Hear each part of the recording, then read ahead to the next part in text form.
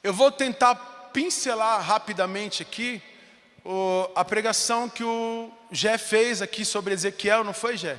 Sobre Ezequiel.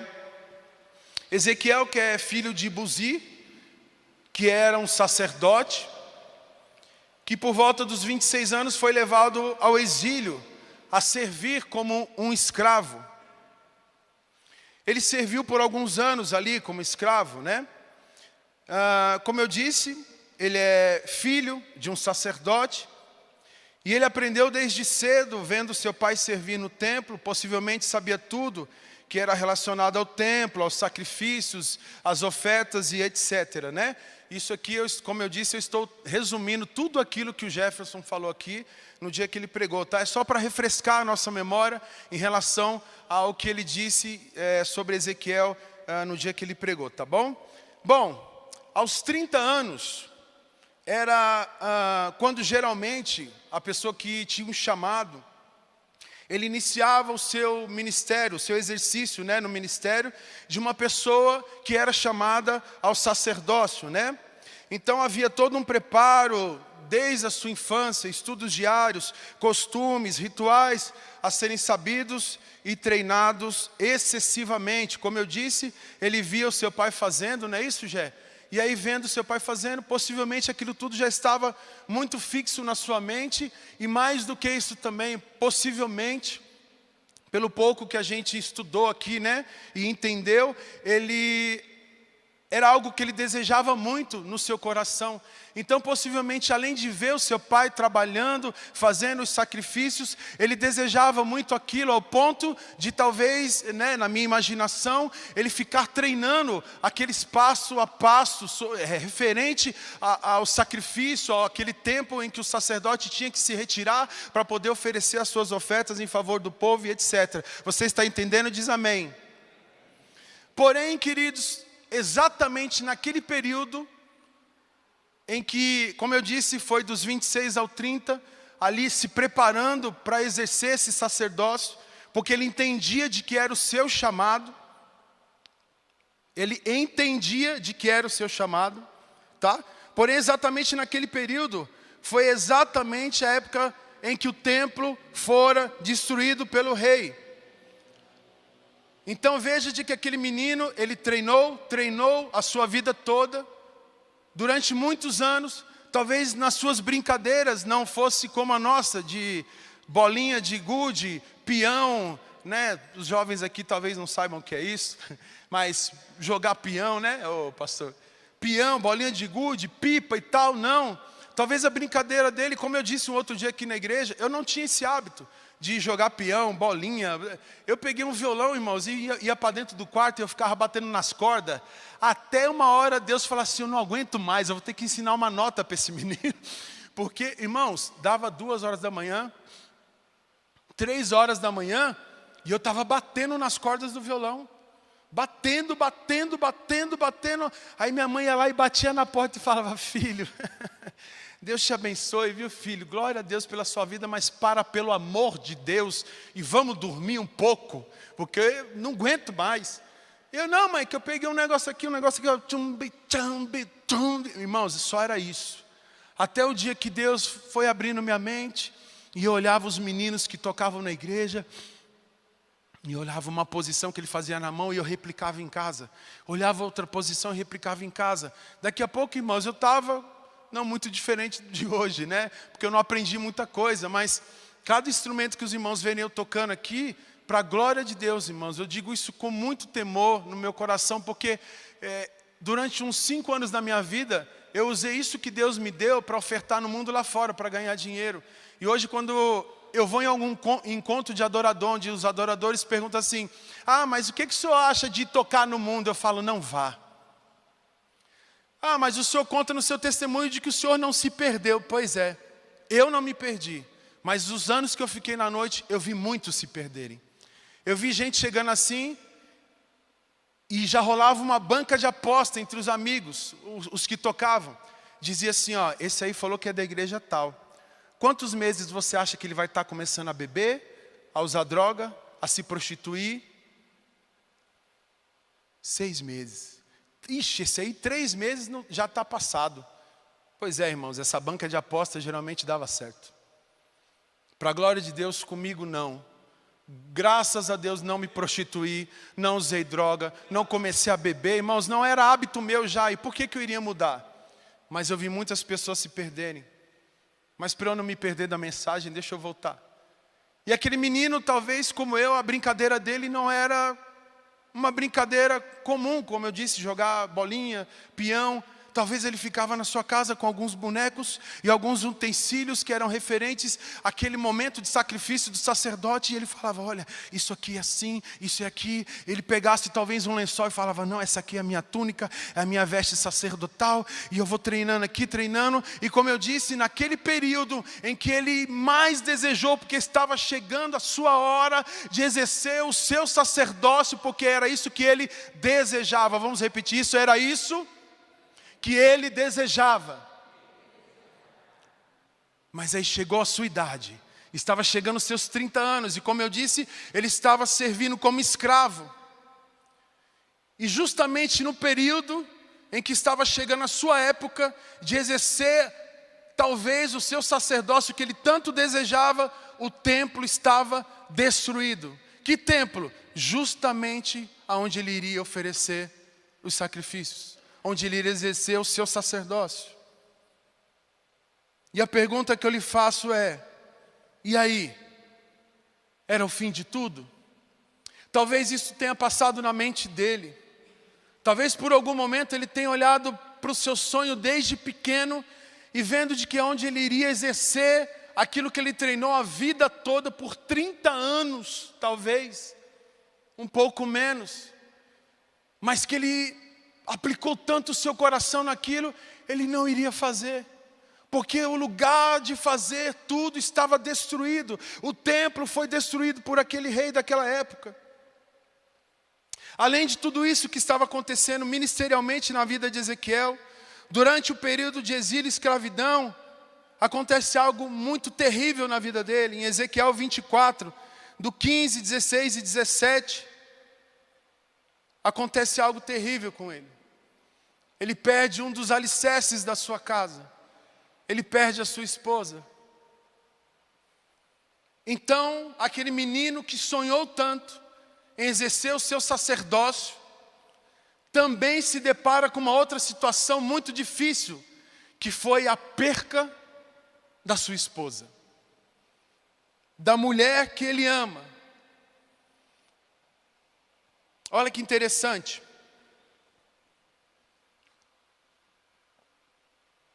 Coloca aí para mim, Ezequiel 24, 15, 16, 17, tá?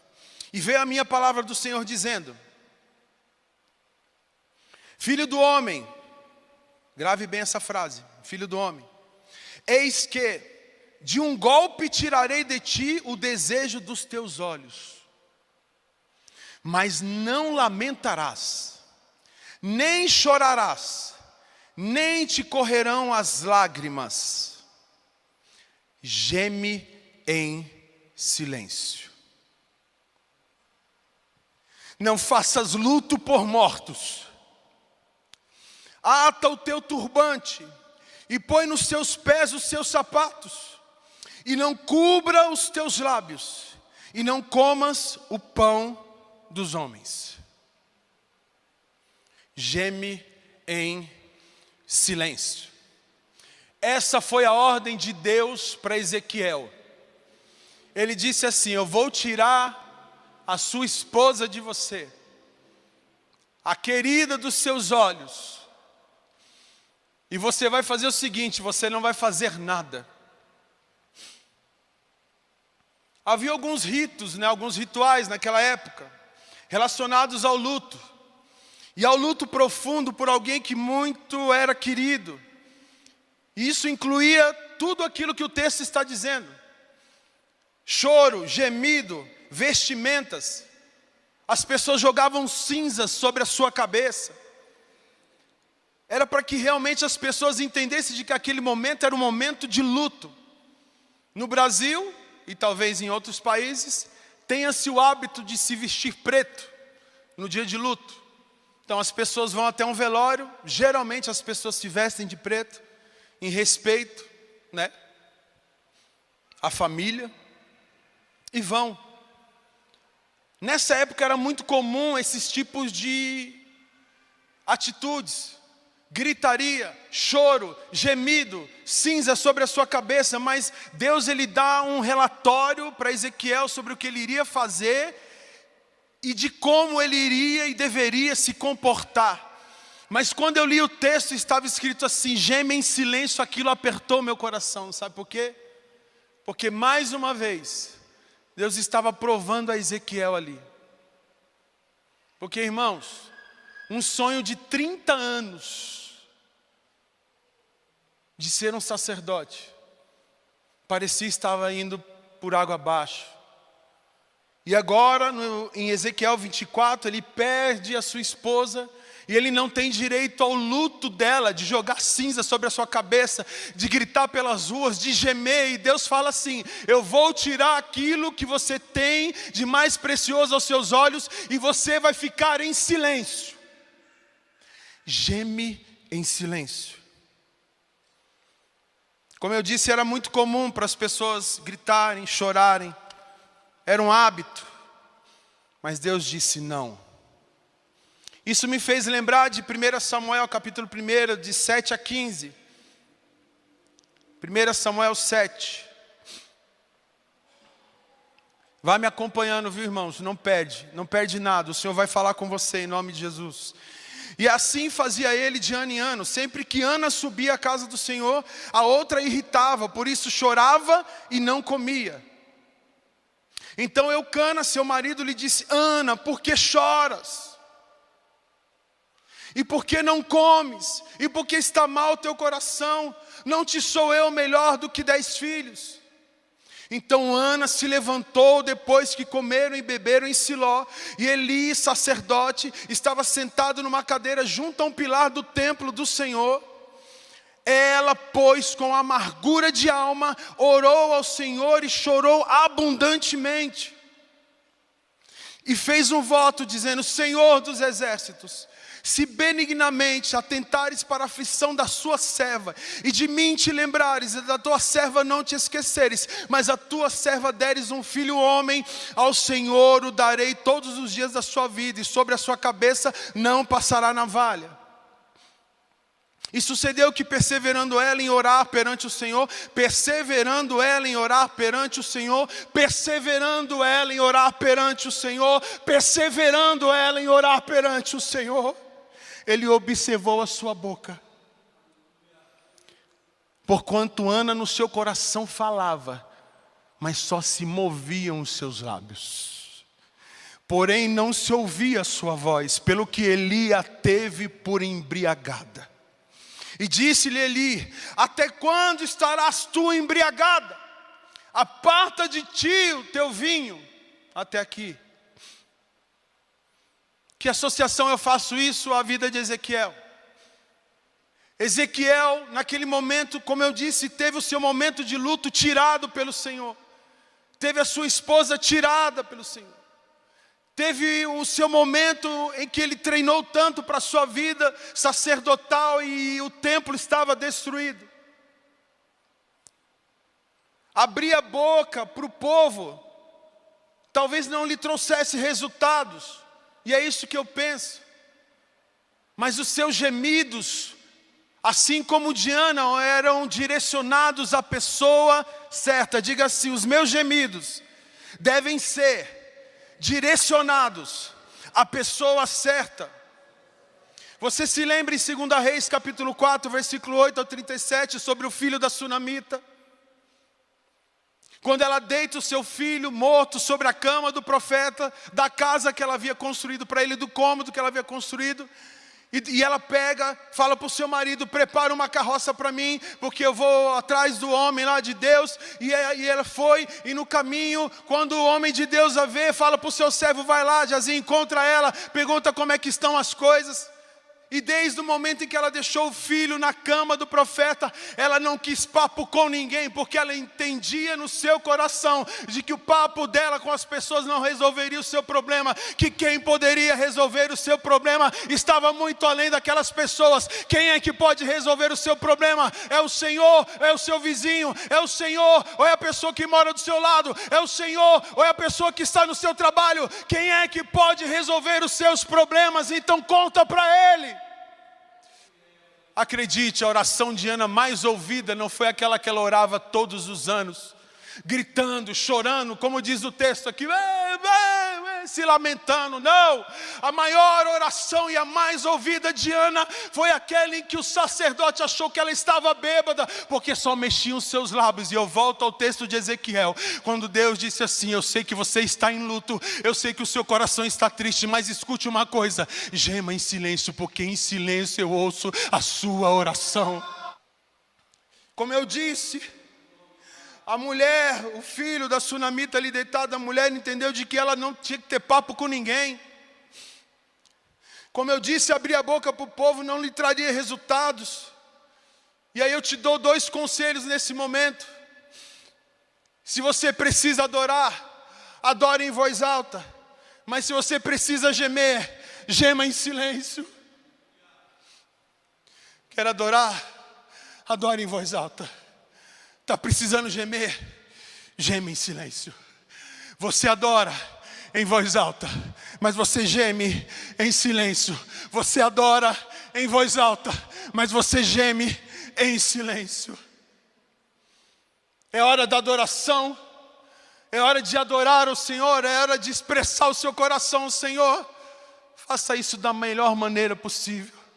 Quando você for dizer glória a Deus, prepare a sua garganta, prepare o seu coração, prepare a sua mente.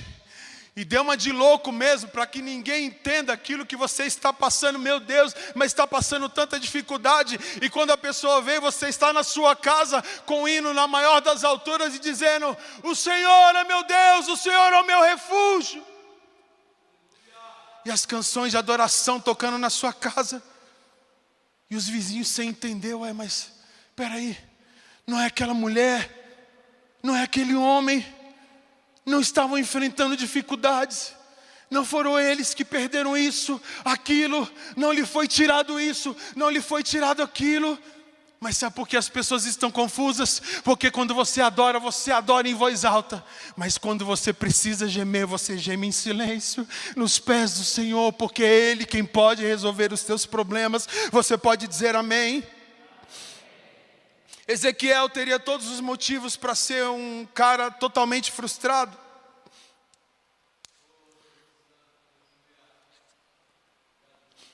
Ele sonhava com um dia que completaria a idade para ser um sacerdote. Mas como eu disse, esse era um desejo do seu coração. Mas Deus o chama para ser um profeta. Ele treinou a vida toda para ser algo que ele desejava no seu coração. E talvez por algum momento na sua vida tenha tido frustrações ao ponto dele querer largar tudo e desistir. Mas o Senhor pega Ezequiel e os seus sonhos e o seu coração e diz assim: filho, não, você vai ser o meu profeta. Sonhava todos os dias. Diga assim: mas os sonhos de Deus são maiores. Você pode dizer isso mais uma vez: mas os sonhos de Deus são maiores. Aleluias. Quando adorar, adore em voz alta. Quando gemer, geme em silêncio. E Deus dá uma visão a Ezequiel. E aí eu teria que chamar o Gé para me ajudar aqui, para falar sobre toda essa visão. Mas como vocês bem sabem, quem não assistiu, procura lá o dia que o Gé pregou sobre isso. Ele detalhou aqui sobre uma visão que Deus deu a Ezequiel. E essa visão em Ezequiel do capítulo 1, mostra totalmente aquilo que Ezequiel gostaria de ter vivido, exercendo o seu papel de sacerdote. E esta era a aparência da glória de Deus. Porque, irmãos, ele desejava ser um sacerdote, por quê? o que nós cantamos aqui agora há pouco. Por que é que você veio para a igreja? 1, 2, 3. Pela presença. Por que é que você saiu da sua casa nesse frio, podendo estar lá debaixo das cobertas com uma boa desculpa, assistindo online, ou até mesmo um filme na Netflix gospel, junto com a sua família, assistindo um Netflix gospel? Pastor, mas eu estava assistindo um filme gospel na Netflix, com a minha família. Pedimos um caldo, meu marido pediu, não deixou eu cozinhar. Olha que bênção. Pois é, irmãos. Na nossa comodidade do nosso espírito. Mas por que é que você veio aqui hoje? Quando adorar, adore de voz alta. Quando gemer, geme em silêncio. Por que é que você veio aqui hoje? Pela presença. Por que é que você saiu de casa? Por que é que você deixou a sua cama quentinha, os seus cobertores? Por que é que você deixou por muitas vezes o seu marido, a sua esposa, a sua família, os seus filhos em casa? Por que é que você está aqui nesse lugar tão frio, tão frio, tão frio, e tendo que ficar aqui sentado ouvindo esse pastor falando meia hora, 40 minutos, 50 minutos, é por causa do quê? Se não for pela presença, por que é que você está aqui? E aí Deus pega Ezequiel, que desejava tanto ser um sacerdote, porque ele desejava ver a presença de Deus, porque ele desejava ver a sua glória, e ele dá uma visão para ele, e eu não vou ler toda a visão aqui, para que a gente não gaste tanto tempo, porque eu já estou indo bem longe, 7h38, mas eu quero resumir isso para você, de que tudo aquilo que Ezequiel desejava aconteceu, não da maneira dele, mas aconteceu. O templo estava destruído, era impossível ele adentrar e saber tudo aquilo que iria acontecer na vida dele, que acontecia na vida do seu pai. Mas Deus lhe dá uma visão exatamente de como era lá dentro. E naquela visão que Deus o leva, ele começa a enxergar tudo que era referente à glória de Deus. Diga mais uma vez, os sonhos de Deus são maiores, não se frustrarão. Como eu disse, ele viveu uma vida toda desejando ver a glória de Deus, a presença de Deus. Deus tem um sonho maior para ele, o chama para ser profeta, mas ele não deixa o sonho que havia nutrido no coração de Ezequiel de lado. Ele diz assim: Ezequiel, o meu templo está destruído, mas eu vou te levar lá dentro, eu vou te mostrar tudo, e eu vou te mostrar a minha glória também. Sabe por quê? Os planos de Deus não se frustrarão. Não se frustrarão. Não se frustrarão. A Bíblia ela está repleta de textos falando do que Deus vê. E ela sempre aponta para o nosso coração. Porque Deus ele não vê como o homem vê, mas ele vê a intenção do coração. Como eu disse, Ezequiel desejava se levantar. Como aquele homem, sacerdote. Deus o chama para ser profeta. Agora vamos ler aqui em Ezequiel capítulo 2 de novo. Já estou terminando. Esta voz me disse: filho do homem, põe-te em pé. E a primeira coisa que você precisa entender é de que a ordem dele era: põe-te. Põe-te. Põe-te em pé. O outro texto que nós lemos dizia o quê? Levanta-te. Põe-te em pé e levanta-te. Isaías capítulo 60. Isso aqui precisa ser uma atitude sua. Eu vou contar um testemunho que aconteceu essa semana. Irmãos, acredite, eu imaginava que a vida pastoral era difícil, mas eu não saberia que seria tão difícil e tão pesarosa. Tem suas alegrias sim, tem seus momentos bons sim, tem Deus no nosso coração, tem sim, mas tem muitas dificuldades sim, tem muitas coisas para a gente enfrentar sim. E a gente tem orado, buscado em Deus, se consagrado, jejuado, feito o que é possível.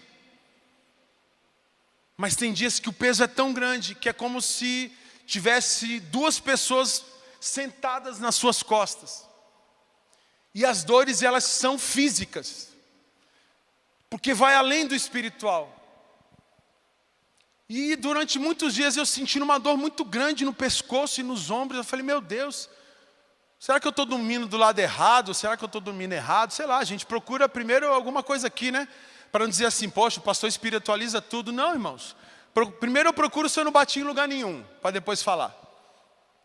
Né? Bati em algum lugar? Não. Ah, dormiu do lado de cá? Não, só durmo do lado de cá. E a dor era sempre do lado de cá. Qual dos irmãos se lembra aqui de... Há bastante tempo eu reclamar de uma dor do lado de cá, desse braço. Quem se lembra? Teve um outro dia no culto que eu fiquei girando o braço aqui, irmãos, e doendo. E depois eu comecei a entender de que aquilo tudo era uma luta espiritual. Era uma batalha espiritual que estávamos enfrentando. E enfrentamos dia a dia, todos os dias. Todos os dias, é como a canção do Thales. Todo dia o pecado vem e me chama. Assim também são as tentações e os problemas e o diabo, porque o diabo também não descansa. Ixi, dei moral para ele, falei o nome dele aqui, né? Esquece, apaga essa parte. O feio, o sujo, o pé inchado, o redondo. Ele não descansa. E a gente se cansa. As dores vieram. Eu falei, meu Deus, o que está acontecendo? Quando foi terça-feira agora, como eu disse, na segunda-feira mesmo, eu chamei, acho que o pastor foi na segunda, né? Para falar do texto. O texto que não me saía da cabeça, levanta-te e resplandece. Coloca aqui Isaías 60. Levanta-te e resplandece. Eu falei, meu Deus.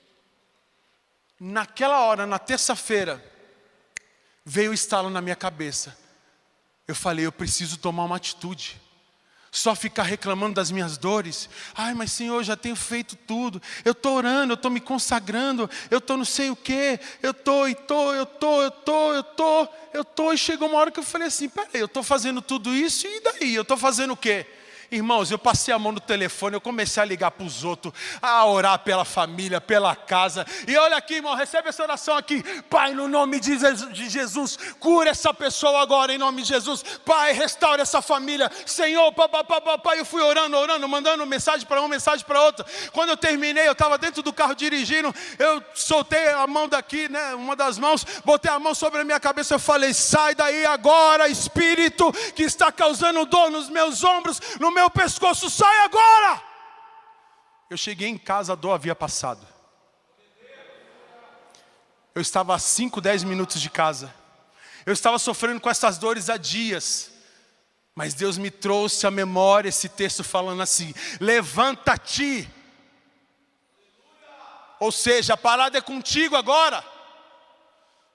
Você já tem feito a sua parte, tem orado, tem se consagrado, tem jejuado, tem buscado a Deus, tem feito seu devocional, tem lido a Bíblia, tem falado com Deus, amém, mas está na hora de você tomar uma atitude, se levanta. E eu me levantei naquela hora, irmão, mas com uma raiva do feio, uma raiva louca, falei, peraí, eu já vi que eu estou dormindo do lado de cá, eu já vi que eu não bati, eu não estou carregando esforço nenhum, eu não carrego o microfone o dia inteiro na mão para poder doer esse braço, peraí, em nome de Jesus, se for espírito do feio, pode sair também, sai, é o bicho, então sai agora. 5, 10 minutos, irmãos, eu estava em casa, preparando a janta, eu falei, meu Deus, sumiu, irmãos, eu estava, sei lá, um mês, deve ter isso, né, que eu reclamei outro dia aqui de dor no peito, que até a pastora Sandra me deu um remedinho, ela falou, toma um Luftal que passa. Irmãos, uma dor assim, há muito tempo, me incomodando. Sabe o que eu precisei fazer? Me levantar. E aí, irmão, quando você se levanta, quando você se levanta, quando você está munido das armas de Deus. Sabe por quê, irmãos? Primeiro, você precisa gerar crédito para isso. Ezequiel viveu a sua vida inteira gerando créditos em Deus, dizendo assim: eu vou ser sacerdote, eu vou treinar, peraí, eu preciso ler isso aqui, eu preciso aprender essas leis, peraí, eu preciso aprender de como funciona lá dentro, eu preciso fechar os olhos e entrar como se fosse a minha casa. Aqui tem um retorno, aqui tem um monitor, aqui tem 2 microfones, ali tem uma parede, tem umas luzes viradas para cá, peraí, eu sei onde eu estou entrando, assim tem que ser a sua vida espiritual com Deus. Você tem que saber aonde você está entrando, você tem que fechar os olhos e saber, peraí, fazer como eu fiz, examinar. Eu falei, peraí, não, eu não bati em nada, eu não estou dormindo desse lado. Eu falei, peraí, é espírito mau, sai! Mas você precisa se levantar, você precisa gerar créditos diante de Deus. Como é que é isso, pastor? Você tem lido a Bíblia? Você tem feito seu devocional? Você tem se consagrado ao Senhor? Você tem se levantado e orado a Deus no pé da sua cama, ou no seu escritório, ou no lugar que você reservou para isso? Você tem buscado a Deus de todo o seu coração? Você tem tirado um tempo todos os dias da sua vida, no seu trabalho ou na sua casa, eu não sei, para adorar o Senhor, para glorificar o nome dEle, para ser devoto a Ele, porque devocional é isso. Ezequiel gerou créditos a sua vida toda. Lembre-se de que ele trabalhava por volta de 15 horas por dia, não é isso, já? Como escravo. E ele ainda tirava tempo para estudar, para entender como seria no dia em que chegasse o dia que ele seria levantado como sacerdote de Deus. Aí Deus disse assim: peraí, filho, eu tenho sonhos mais altos para você, mas eu não vou deixar que os sonhos que eu coloquei no seu coração se frustrem. E aí eu volto na canção: não se frustrarão, não se frustrarão os planos de Deus, ninguém impedirá. Pode o vento soprar, a terra pode se abalar, mas os planos de Deus ninguém impedirá. Acredite nisso. Acredite que os planos que Deus tem para você não vão se frustrar. Mas pastor, parece que as coisas mudaram. Pois é, para Ezequiel também. Ele sonhava em ser um sacerdote, mas Deus o levantou para o profeta. Mas aquilo que Deus nutriu seu coração durante a vida toda, Deus foi lá e disse assim: peraí, filho, eu vou te levar em sonho. Vai ser só eu e você nesse templo hoje. Aleluias. Ezequiel capítulo 2, versículo 2, então disse assim: então entrou em mim o Espírito quando falava comigo e me pôs de pé. Mas espera aí, o Senhor disse para ele assim: põe-te em pé.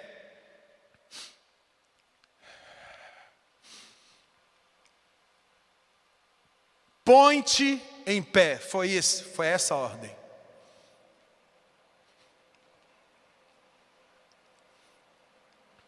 Versículo 2 de Ezequiel 2.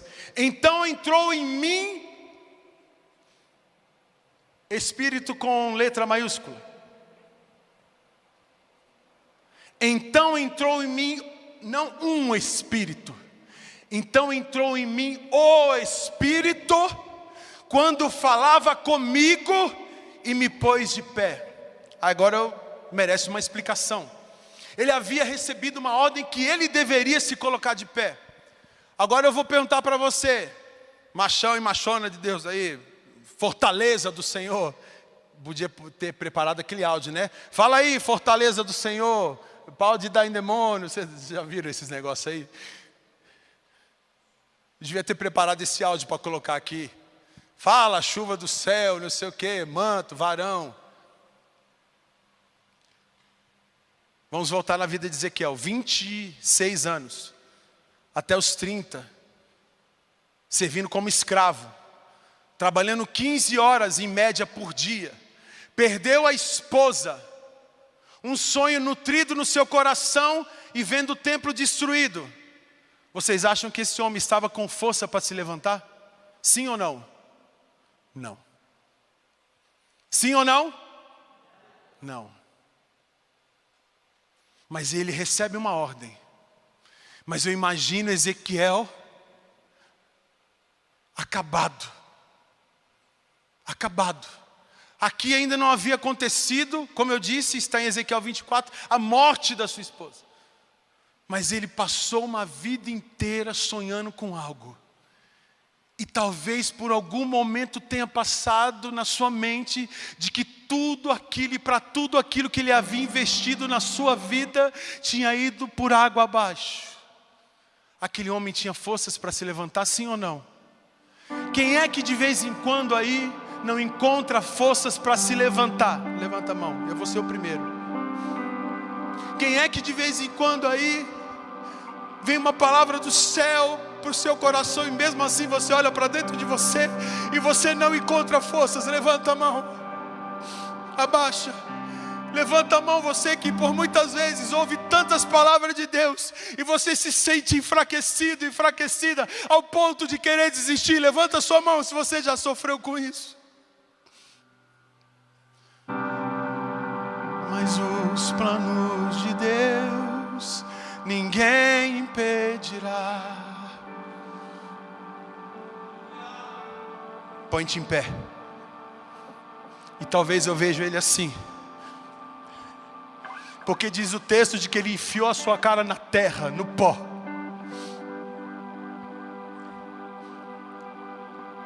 Deus o chama de filho do homem.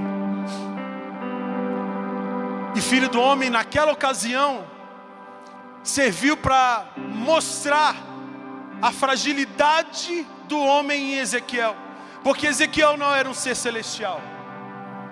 Então ele enfia sua cara no pó. E quando ele diz assim, filho do homem, ele estava com o seu rosto cheio de pó da terra. Naquele momento eu vejo Ezequiel se lembrando do que ele era. E ele era pó. Deus, quando chama de filho do homem, mostra mais uma vez para ele a fragilidade de que ele era feito. Porque ele era um homem de carne e osso, cheio de fragilidades, cheio de dores, de frustrações, de problemas, de coisas ruins na sua vida. Mas ele tinha um chamado pelo qual ele lutou a vida inteira. E que talvez por algum momento ele pensou na sua vida: eu não vou conseguir, eu não vou exercer. Mas naquele momento Deus disse assim: olha, levanta e põe-te em pé. E eu vejo ele buscando forças. Ele buscando forças para se levantar e ele não consegue. Devido aos seus problemas e às suas frustrações. E talvez você já tenha passado por isso também, tentando se levantar, porque alguém chega em você e diz assim: se coloca de pé, levanta, confie em Deus, tenha forças. E você tenta se levantar e não consegue. Eu tenho uma palavra de Deus para a sua vida, você que está vivendo esse momento. Acalma o seu coração, porque quando você tentar se levantar e você não conseguir, acredite, Ezequiel 2:2. Então entrou em mim o Espírito, e o Espírito me colocou de pé. Quando você não encontrar forças em você, quando o Senhor não encontrar forças em você, quando Ele vê que você foi até o extremo, quando Ele vê que você chegou no seu limite, vá até o seu limite, porque quando você chegar no seu limite, Ele vai te dar uma ordem, Ele vai dizer: se coloca de pé. E Ele vai olhar para você tentando se levantar, e você não vai conseguir. E na hora que você estiver capengando, tentando se levantar, vai vir o Espírito Santo do Senhor, e Ele mesmo vai te colocar de pé. Mas uma coisa você precisa entender, para eu finalizar: Deus não fala com quem se prostra para situações. Você precisa chegar até o seu limite. Lembre-se de Jó 38:3, Jó 40, versículo 7. A primeira coisa que Deus fala para poder falar com Jó, depois de 40 capítulos sofrendo, perdendo tudo que ele tinha, a primeira coisa que ele fala: Jó, cinge os teus ombros. Ou seja, se ajeita. Eu não falo com quem se prostra para situações. Então você precisa entender de que você não pode estar prostrado para as situações. você se prostrar para o Senhor, se humilhar para o Senhor, colocar o seu rosto no chão, como eu disse, gere créditos nos céus, gere créditos em Deus, para que no dia que você não tiver forças, o Senhor vai lá e aperta o botãozinho e fala assim: Espírito Santo, corre na casa de fulano de tal, de ciclano, de beltrano, eles estão te chamando, ele não está conseguindo ficar de pé, vai lá e levanta ele. E o Senhor vai te levantar em nome de Jesus. O Senhor vai te levantar. E por último, diga assim: não foi Ezequiel que se levantou, foi o próprio Deus que o levantou. Levanta-te, por favor.